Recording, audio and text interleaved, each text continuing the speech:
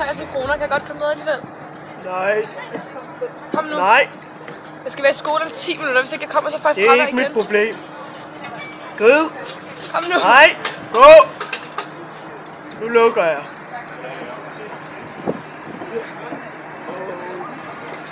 Sådan.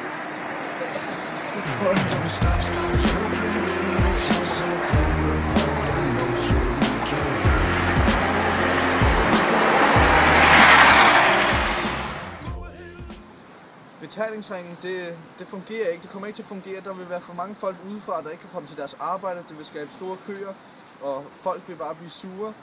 Og det med den øgede betalingsafgift på parkering og øgede benzinpriser, det vil heller ikke gavne. Ikke mindst de fattige, men også folk som mig. Altså, folk bliver utilfredse, og de vil vælte den nye regering og sådan noget. Det er godt. Det er skidt. Fjern det. Væk. Betalingsringen havde været en rigtig god løsning, da det vil gavne miljøet rigtig meget, og det vil formindske alt det trafik, vi nu har. Og i stedet for betalingsringen, synes jeg, det er rigtig udmærket det, at de sætter priserne op for parkering og benzin. Offentlige transportmidler, det er for fattige mennesker. Det er deres egen skyld, de er fattige. De kunne bare arbejde noget mere, få en bedre uddannelse, købe en stor bil, en dyr bil. Det er sådan, det skal være.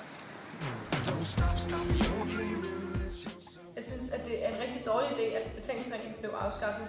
Fordi hvis den havde været der, så havde det kunne komme meget hurtigere i skole, fordi der ikke havde været så meget myldretid. Men nu hvor den så er afskaffet, så synes jeg i hvert fald, at det er en god idé, at priserne og afgifterne på billetterne så bliver sat ned. Fordi jeg er studerende, og jeg arbejder kun 10-12 timer om ugen, og jeg har ikke råd til at skulle bruge 24 kroner hver dag på at komme i skole. Og når jeg så ikke har penge nok, så kommer jeg for sent for fravær og kan blive smidt ud af skolen. Jeg har heller ikke råd til at købe et månedskort, fordi jeg skal bruge mine penge. Jeg bruger mine penge på smøger, og jeg skal ud og drikke i weekenden, og så det er en del af at være ung til. Jeg synes, det er i hvert fald rigtig godt, hvis de bliver skåret af, altså i hvert fald de der 40%. Det gik op for regeringen, at betalingsringen var en dårlig idé.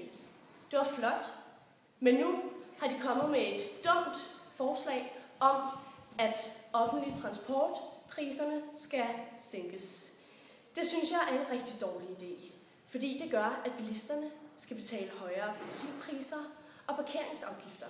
Sig mig engang, er det ikke en moderne tid, vi lever i? Det tror jeg vist nok. Det er ikke bilisterne, der skal betale priserne. Det er de fattige.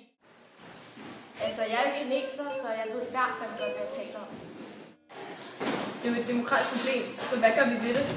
Stop your dreaming, let yourself float upon an ocean. We can work it